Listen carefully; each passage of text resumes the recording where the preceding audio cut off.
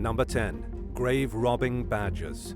88-year-old Anne Mathers was shocked last year when she found a human skull in her flower garden near her home in Dudley, England. Responding officers sectioned off the property as a potential crime scene, but eventually determined a family of badgers had just dragged the skull and some other human bones over from a nearby cemetery. Over the following year, the pesky animals dumped dozens more bones in Mathers' yard. Her family asked their local council to make it stop, but they were told the badgers couldn't be moved until after the breeding season ended.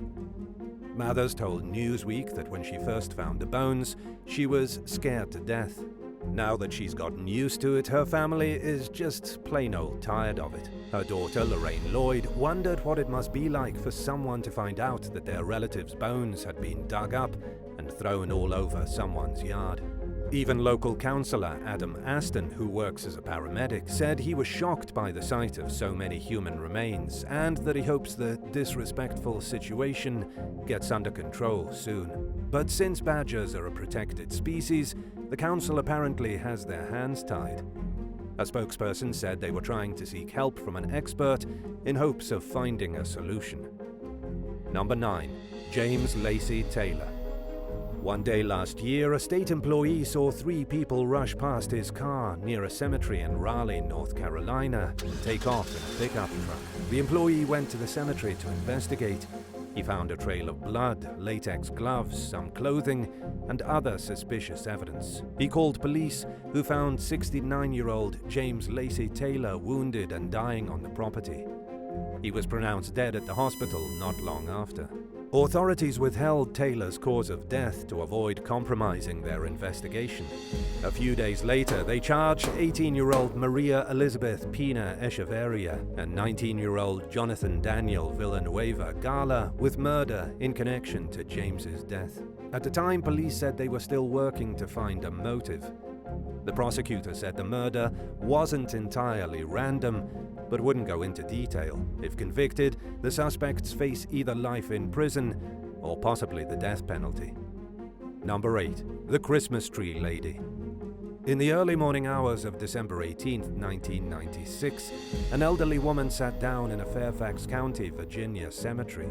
She placed a small Christmas tree next to her, then took her own life while listening to a comedy cassette in her headphones. She was dressed neatly and had no ID on her.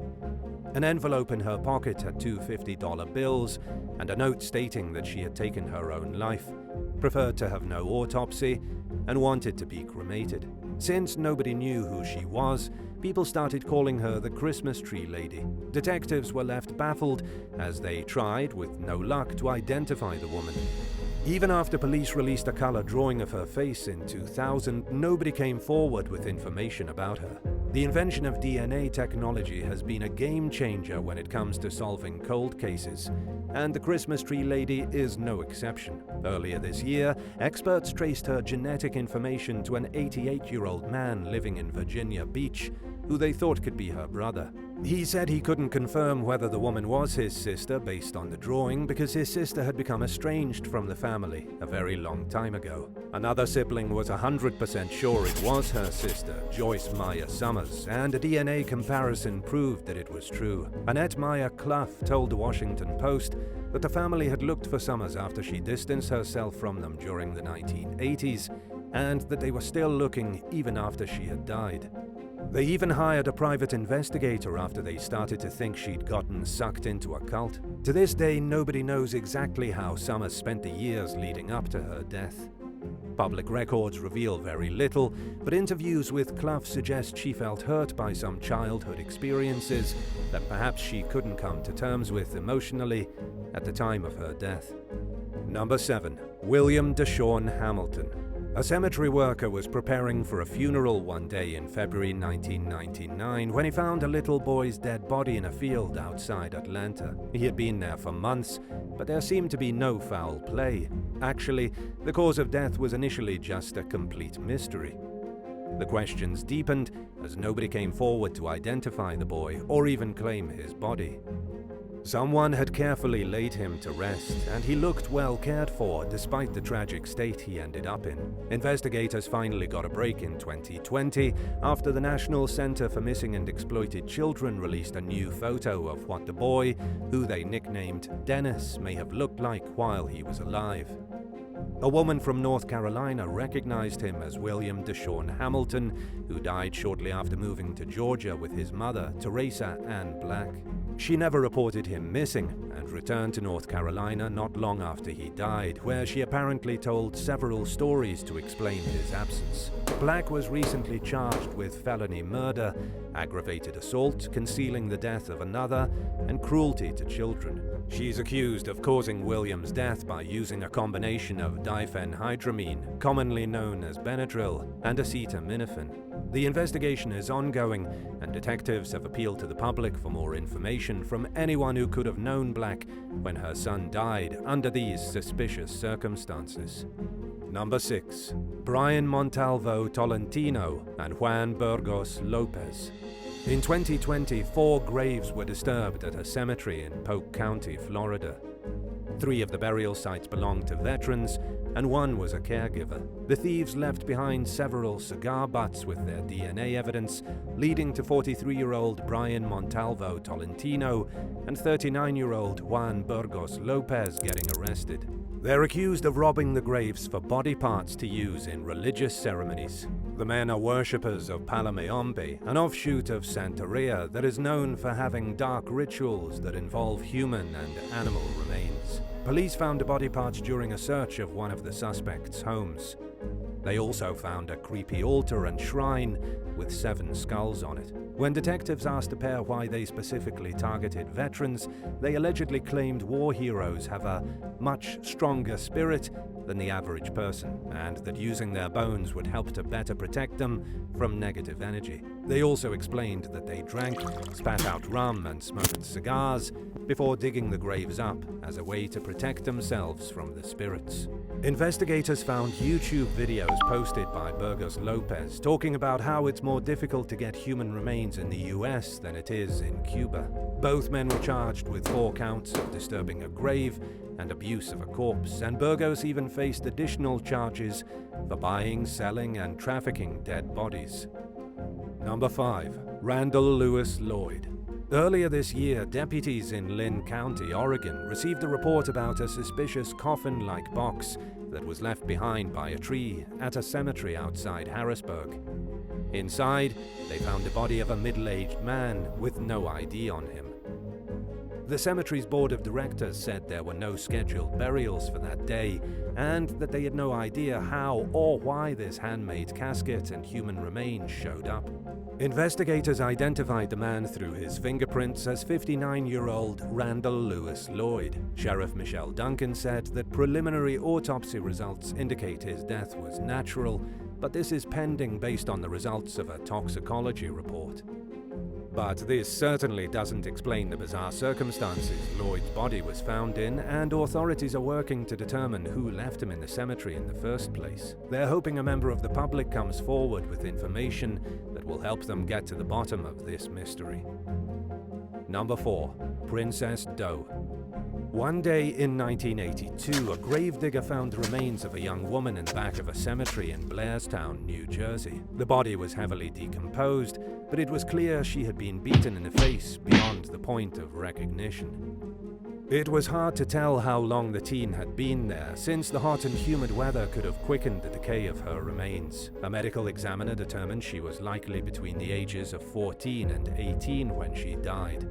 Nicknamed Princess Doe, she was covered in defensive wounds, indicating that she fought hard for her life. Several officials initially misidentified the body as Diane Janice Dye, who disappeared from California in 1979. But this claim was controversial and met with resistance from members of law enforcement and the public. In 2003, a DNA comparison finally ruled out the possibility Princess Doe could be Diane Dye.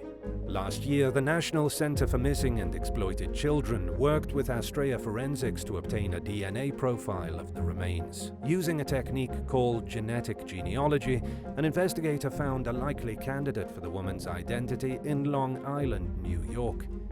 DNA samples from surviving family members showed that the young woman is Dawn Olenek, who left her house one day when she was 17 years old and had never been seen or heard from since. A man named Arthur Kinlaw, who's been convicted of other murders, confessed to killing Olenek in 2005, but law enforcement was unable to support his claims with evidence, leaving the mystery officially unsolved until just recently. Number 3. Tristan Wren. In one of the most disturbing stories to make news headlines in 2022, a 40-year-old Uber driver from Melbourne, Australia named Tristan Wren apparently stole human body parts out of mausoleums at his local cemetery and took them home as bizarre mementos for the crime.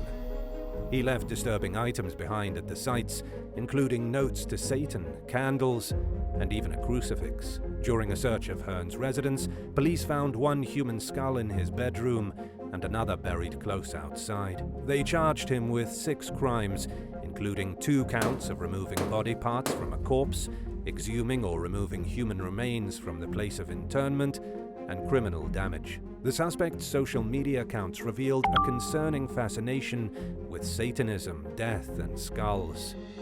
He posted many photos that looked like they had been recently taken at local cemeteries, along with images of satanic crosses and other symbols he branded onto his fingers and midsection.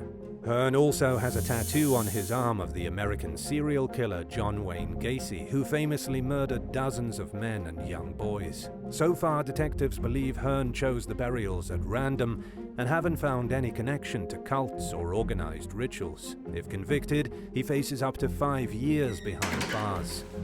Hopefully, he'll find a healthier and more law-abiding hobby in the meantime, while he waits for sentencing in jail.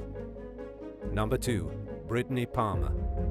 23-year-old Brittany Palmer was last seen alive 2 years ago in August 2020 in Jacksonville, Florida.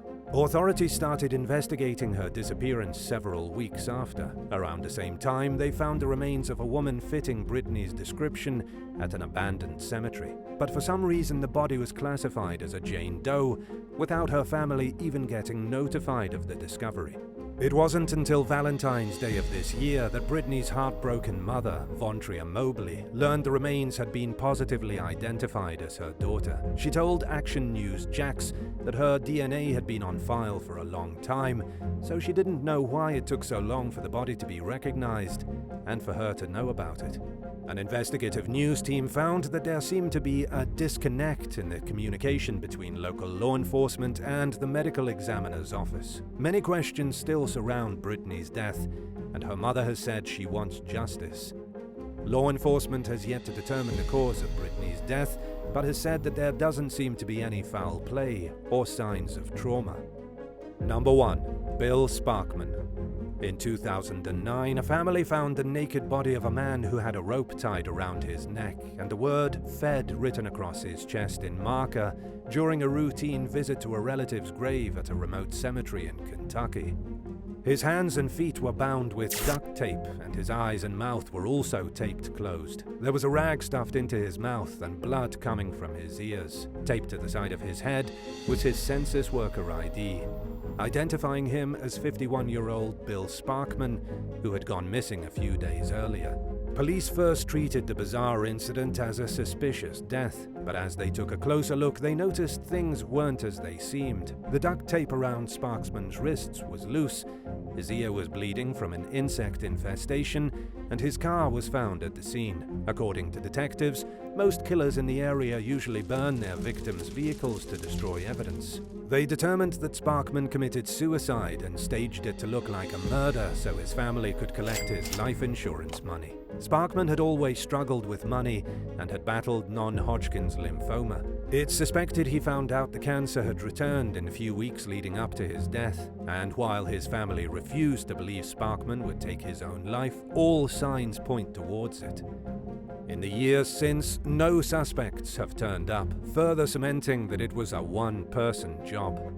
Thanks for watching. Have you ever had a spooky experience at a cemetery? Tell us about it in the comments below, and don't forget to subscribe. See you next time. Bye.